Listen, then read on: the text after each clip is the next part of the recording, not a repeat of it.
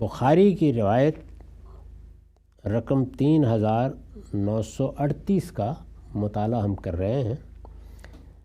میں نے عرض کیا تھا کہ یہ ایک طویل روایت ہے جس کے ایک حصے میں عبداللہ بن سلام رضی اللہ عنہ نے آ کر کچھ سوالات کیے اور رسول اللہ صلی اللہ علیہ وسلم نے ان کے جواب دیے۔ یہ سوال و جواب ہم پڑھ چکے اور ان کی وضاحت بھی کر چکے ہیں۔ اس کے بعد اب روایت کا آخری حصہ ہے۔ بیان کیا گیا ہے کہ جب انہوں نے سوالوں کے جواب پا لیے تو کہا، میں گواہی دیتا ہوں کہ اللہ کے سوا کوئی معبود نہیں اور آپ اللہ کے رسول ہیں، یعنی وہ مسلمان ہو گئے۔ انہوں نے کچھ سوالات کیے اپنے لحاظ سے، ہر شخص اپنے پس منظر کے لحاظ ہی سوال کرتا ہے۔ اطمینان ہو گیا تو انہوں نے اسلام قبول کر لیا۔ اس کے بعد انہوں نے رسول اللہ سے ایک بات کی، یہ فرمایا کہ اے اللہ کے رسول، یہود بہت زیادہ بہتان لگانے والے لوگ ہیں۔ یہ ایک بڑے عالم کا اپنی قوم پر تبصرہ ہے۔ اس سے اندازہ کیا جا سکتا ہے کہ جب قوموں میں زوال آتا ہے اور خاص طور پر مذہبی حقائق کے باب میں بھی زوال آ جاتا ہے تو سب سے پہلے جو چیز پیدا ہوتی ہے وہ بے سوچے سمجھے دوسروں پر بہتان لگانا ہے۔ اس سے اندازہ کیا جا سکتا ہے کہ اخلاقی لحاظ سے یہ کس درجے کی برائی ہے۔ یعنی ہمیں اپنی ذاتی زندگی میں، اپنے گرد و پیش میں، اپنے ساتھ کام کرنے والوں کے معاملے میں، سیاست میں، معیشت میں سب سے زیادہ جس چیز کے بارے میں متنبہ رہنے کی ضرورت ہے وہ یہی ہے، بہتان لگا دینا۔ یعنی ایک بات ہے، سنی سنائی بات ہے یا ذہن میں آ گئی ہے یا تاثر قائم کر لیا ہے، اس کا برملا اظہار کر دیا۔ تو انہوں نے کہا کہ میری قوم میں یہ خصوصیت پیدا ہو چکی ہے۔ اللہ کے رسول، یہود بہت زیادہ بہتان لگانے والے لوگ ہیں۔ اس سے پہلے کہ انہیں میرے اسلام لانے کا علم ہو، آپ ان سے میرے متعلق سوال پوچھیے گا۔ یعنی وہ اسلام لے آئے تو انہوں نے کہا کہ اب جب کبھی ان سے بات کرنے کا موقع ملتا ہے یا وہ آتے ہیں، ملنا ملانا تھا اس وقت تو مدینے میں ایسے ہی حالات تھے، تو میرے متعلق پوچھیے گا کیا رائے دیتے ہیں۔ اب یہ دیکھیے، اس میں انسانی نفسیات کا وہ بدترین پہلو سامنے آیا ہے جس پر رونگٹے کھڑے ہو جاتے ہیں۔ یعنی ہم جب اپنے عقیدے، اپنے رہنما، اپنے لیڈر، اپنی سیاست کی بات کرتے ہیں تو کس طرح آنکھیں اندھی ہو جاتی ہیں ہماری۔ تو انہوں نے پوچھا کہ میرے بارے میں پوچھیے گا ذرا، یعنی میں ان کا ایک عالم ہوں، بڑی میرے ساتھ عزت کا تعلق ہے، تو ذرا پوچھیے گا ان سے۔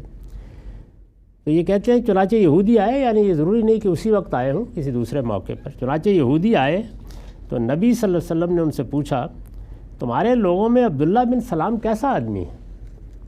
یہ سوال کیا حضور نے ان سے۔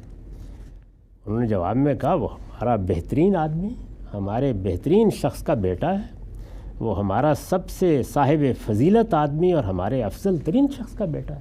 یعنی بہت تعریف کی، اس لیے کہ وہ ان کے عالم تھے۔ ایسے ہی جیسے ہمارے ہاں مذہبی لوگوں کے ہاں جو ان کے علماء ہوتے ہیں یا ان کے رہنما ہیں، وہ سیاسی ہوں، مذہبی ہوں، بڑی تعریف کریں گے لوگ، کیا کہنے ہیں یہ ان کے۔ تو بڑے صاحب فضیلت اور افضل ترین شخص ہے، وہ ہمارا صاحب علم شخص اور ہمارے عالم کا بیٹا ہے، اور وہ ہمارا سب سے بڑھ کر صاحب فہم آدمی اور ہمارے سب سے بڑے صاحب فہم شخص کا بیٹا ہے۔ یعنی تعریف کے گویا پل باندھ دیے۔ اس پر آپ نے فرمایا، اگر عبداللہ بن سلام اسلام لے آئے تو تمہارے کیا تاثرات ہوں گے؟ یعنی ایسا آدمی ہے، یہ علم، یہ فہم، یہ بصیرت، اگر وہ اسلام قبول کر لے۔ انہوں نے کہا، خدا کی پناہ، اللہ انہیں ایسے اقدام سے اپنی پناہ میں رکھے۔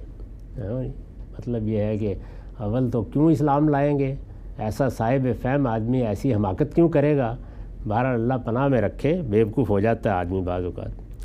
پھر آپ نے اپنا یہی سوال ان کے سامنے دہرایا اور انہوں نے یہی جواب دیا۔ عبداللہ بن سلام ایمان لا چکے تھے اور کہیں الگ سے بیٹھے ہوئے تھے جب یہ لوگ آئے ہیں، تو وہ سامنے آ گئے اور انہوں نے کہا کہ بھائی میں تو پھر اسلام لے آیا ہوں، میں گواہی دیتا ہوں کہ اللہ کے سوا کوئی معبود نہیں اور محمد اللہ کے رسول ہیں۔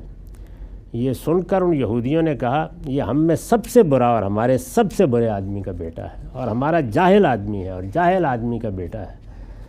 یعنی جو پھر منہ میں آیا انہوں نے کہنا شروع کر دیا۔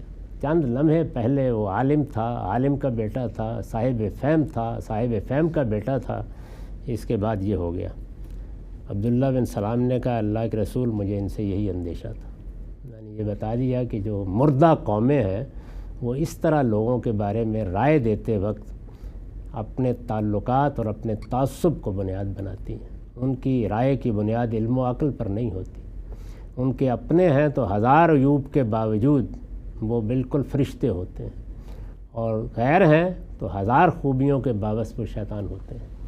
یہ وہ بہتان ترازی ہے کہ جو رگوں میں اتر جاتی ہے، تو انہوں نے بالکل اس کا مشاہدہ کرا دیا کہ یہ ہے، یہ سب کچھ جو ہے یہ آپ خود دیکھ سکتے ہیں، یہ میری قوم ہے، یہ ان کا حال ہے، ان سے آپ مزید کیا توقع کر سکتے ہیں؟ بس میری طرح کوئی دو چار نکل آئیں گے۔ چنانچہ یہ واقعہ ہے کہ یہود بھی اتنی بڑی تعداد میں تھے وہاں، تھوڑے سے کم ہوں گے جیسے اوس و خزرج تھے، وہ سارے ہی مان لے آئے اوس و خزرج، اور ان میں سے چند لوگ تھے جنہوں نے اس بات کو مانا، اس کے سوا تیار نہیں ہوئے، چند لوگ، اور وہ بھی کچھ خواتین تھیں، کچھ اسی طرح علماء تھے۔ تو اس میں در حقیقت تصویر ہے اس بات کی کہ کسی قوم کی اخلاقی حالت ہے جس کی بنیاد پر آپ یہ اس کے بارے میں توقع کر سکتے ہیں کہ اس کو کوئی صحیح بات بتائی جا سکتی ہے۔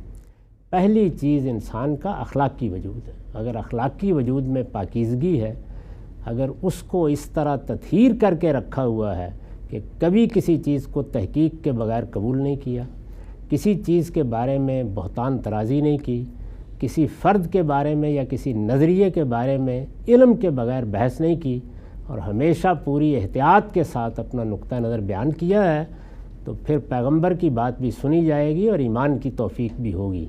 اور اگر یہ نہیں کیا ہوا تو پھر ہاتھ اٹھا لینا چاہیے۔ اور ہماری قوم بھی اس وقت بالکل اسی صورتحال کی تصویر پیش کرتی ہے۔ یعنی اگر آپ دیکھیں تو ہر جگہ یہی صورتحال ہے۔